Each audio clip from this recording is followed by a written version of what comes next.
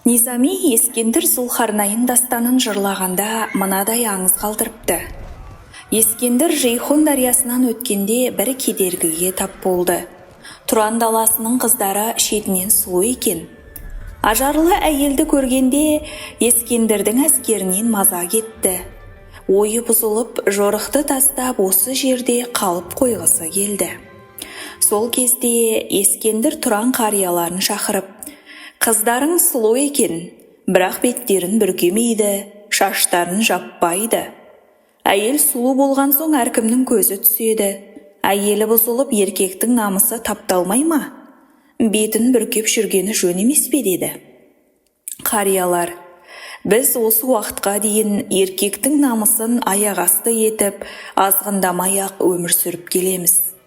Біздің елде әйел бетін жаппайды. Керісінше еркек құмарлығын тежейді» деп уәж айтады.